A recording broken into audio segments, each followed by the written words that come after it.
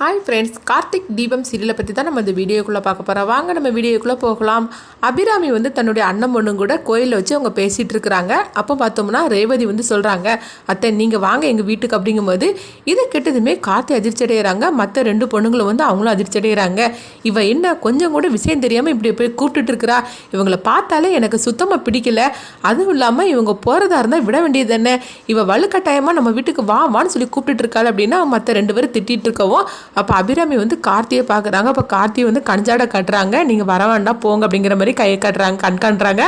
அதை புரிஞ்சுக்கிட்டு அபிராமி சொல்கிறாங்க, இல்லைம்மா நான் வீட்டுக்கு வரலம்மா, நான் இன்னொரு நாள் வாரம்மா அப்படிங்கும்போது என்னத்தை எந்த மாதிரிக்கு பேசிகிட்டு இருக்கிறீங்க, நம்ம இந்த அளவுக்கு பழகி இருக்கிறோம், எங்கள் வீடு பக்கத்தில் தான் இருக்குது வாங்க அப்படின்னு ரேவதி திரும்பவும் வலுக்கட்டாயமாக கூப்பிடவும் அப்போ அபிராமி சொல்லியிருந்தாங்க, இல்லைம்மா பரவாயில்லம்மா நான் இன்னொரு நாள் வாரம்மா அப்படின்றதாங்க. உடனே ரேவதியும் சரி அப்படிங்கிறாங்க. நல்ல வேலையை அந்த அம்மா வரமாட்டேன்னு சொல்லிட்டாங்க அப்படின்னு மற்ற ரெண்டு பேரும் பேசிகிட்டு இருக்கிறாங்க. சரிம்மா எனக்கு ஒரு ஆசை, நம்ம எல்லாரும் சேர்ந்து ஒரு ஃபோட்டோ எடுத்துக்கலாமா அப்படின்னு அபிராமி சொல்லவும் கார்த்தி அதிர்ச்சி அடைகிறாங்க. ஐயோ அம்மா என்ன சும்மாவே இருக்க மாட்டேங்காங்க அப்படின்னு சொல்லிட்டு கார்த்தி நினைக்கிறாங்க. அப்போ அபிராமி அவங்க கார்த்திகிட்ட சொல்கிறாங்க, நம்ம எல்லாரும் சேர்ந்து ஒரு ஃபோட்டோ எடுத்துக்கலாமே அப்படின்னு சொல்லவும் உடனே கார்த்தியும் சரி அப்படிங்கிறாங்க. அப்போ அந்த கோயிலில் இன்னொருத்தர் வரவும் அப்போ கார்த்தி அவர்கிட்ட சொல்கிறாங்க, அண்ணா எங்கள் எல்லாத்தையும் ஒரு ஃபோட்டோ எடுத்து கொடுங்கண்ணா அப்படின்னு சொல்லிட்டு அவங்க மொபைலில் கொடுக்கவும் அவங்களும் சரின்னு சொல்லிட்டு அவங்க எல்லாரும் சேர்ந்த மாதிரி ஒரு ஃபோட்டோ எடுத்து கொடுக்குறாங்க. அபிராமி உடனே அங்கேருந்து கிளம்புறாங்க. இந்த மாதிரி நடந்துட்டு இருக்கு.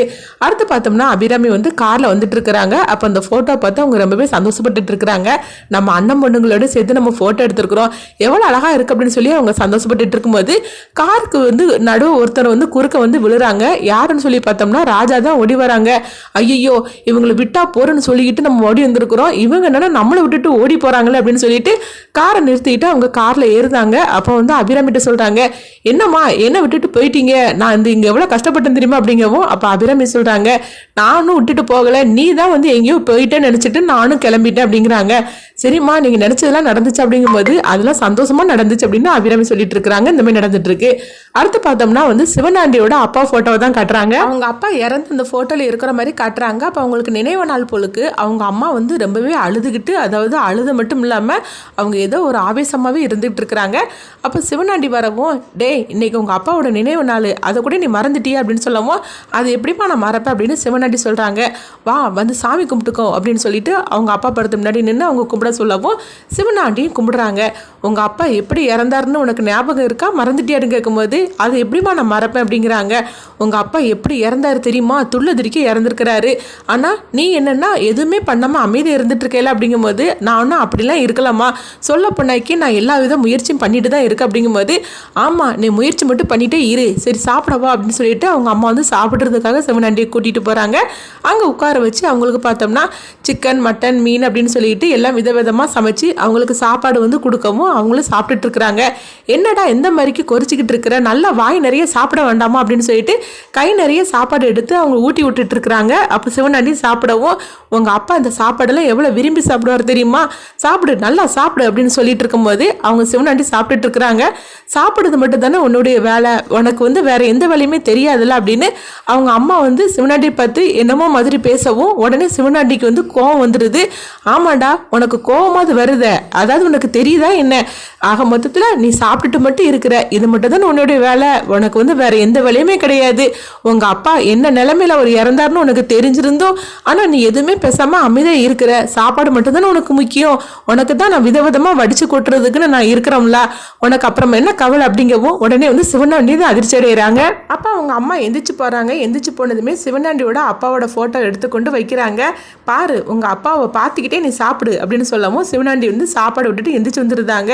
என்னம்மா நீ இந்த மாதிரிக்கு பேசிகிட்டு இருக்கிற அப்படிங்கும்போது ஆமாண்டா உங்கள் அப்பா இறந்து எவ்வளோ நாள் ஆகுது, ஆனால் அவங்கள இந்த மாதிரிக்கு பண்ணினவரை பழி வாங்கணும்னு சொல்லி உனக்கு கொஞ்சம் கூட தோணவே இல்லைல்ல அப்படிங்கும்போது அம்மா நீ அப்படிலாம் சொல்லிட்டு இருக்காத, நான் அதுக்கெலாம் தகுந்த மாதிரிக்கு ஸ்கெட்சு போட்டுட்டு தான் இருக்கிறேன் அப்படிங்கிறாங்க.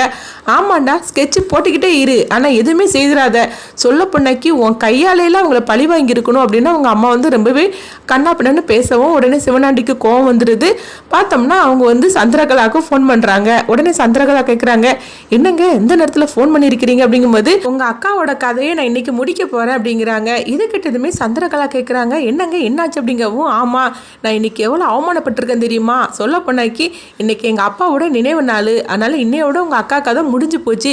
உங்கள் அக்கா இப்போ எங்கே போகிறாங்க அப்படின்னு சொல்லி கேட்கும்போது, அவள் செங்கல் சூளைக்கு தாங்க போகிறா அப்படின்னு சந்திரகலா சொல்லவும், அப்படியா உங்கள் அக்காவோட கதை வந்து இன்னையோட முடிஞ்சு போச்சுது, ஆனால் கூட புதுசாக ஒருத்தன் வேலைக்கு செஞ்சுருக்காமல அவனை மட்டும் நீ வராமல் தடுத்து நிறுத்திடு அப்படின்னு சொல்லவும், உடனே வந்து சந்திரகலா சொல்கிறாங்க, சரிங்க நீங்கள் சொன்ன மாதிரிக்கு அதை செய்து முடிச்சிருங்க அப்படிங்கப்போ, உங்கள் அக்காவால் தானே இன்றைக்கி நம்ம 2 பேரும் பிரிஞ்சு வாழ்ந்துக்கிட்டு இருக்கிறோம். ஆனால் உங்கள் அக்கா வந்து பிள்ளைங்க புருஷன் அப்படின்னு சொல்லிக்கிட்டு குடும்ப குட்டியோடு அவங்க வாழ்ந்துட்டு இருக்கிறாங்க. ஆனால் நம்மளுக்கு பிள்ளைங்களும் கிடையாது, குடும்பமும் கிடையாது.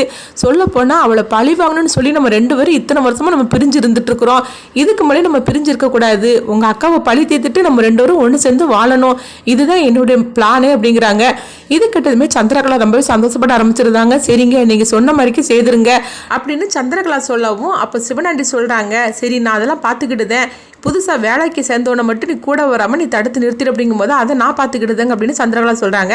அடுத்து பார்த்தோம்னா வந்து சாமுண்டீஸ்வரி அவங்க கிளம்பி வராங்க.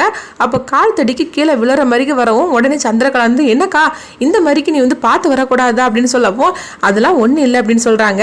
எனக்கு என்னமோ மனசே சரியில்லை அப்படின்னு சந்திரகலா வந்து ரொம்பவே நல்லவங்க போல நடிச்சிட்டு இருக்கும் போது, அதெல்லாம் ஒன்றும் இல்லை நீ அந்த தம்பியை கூப்பிடு அப்படின்னு கார்த்தியை வந்து கூப்பிட சொல்லவும், இப்போ சந்திரகலா வந்து பார்க்குறாங்க, ஐயோ இப்போ வந்து அவனை அனுப்பக்கூடாது அப்படின்னு சொல்லி அவங்க நினைக்கிறாங்க. அக்கா நீ வேணா மாமாவை கூட்டிட்டு போக வேண்டியது அப்படிங்கும்போது, என்னது அவரா ஒரு காசு கூட போறாது, நீ அந்த தம்பியை கூப்பிடு அப்படின்னு சொல்லிட்டு இருக்கும்போது, சுவாதி பார்த்தோம்னா ஓடி வராங்க, அம்மா இன்னைக்கு நீங்கள் வெளியே போகாதீங்கம்மா அப்படிங்கும்போது, ஏண்டி என்னாச்சு அப்படிங்கிறாங்க, நான் ஒரு கெட்ட கனவை கண்டு அப்படிங்கிறாங்க. என்னது கெட்ட கனவா என்ன அப்படின்னு சொல்லி கேட்கும்போது, உங்களுக்கு வந்து ஏதோ ஒரு ஆபத்து வர மாதிரி நான் கனவு கண்டம்மா, நீங்கள் வெளியே போக வேண்டாம் அப்படின்னு சுவாதி வந்து தடுக்கிறாங்க.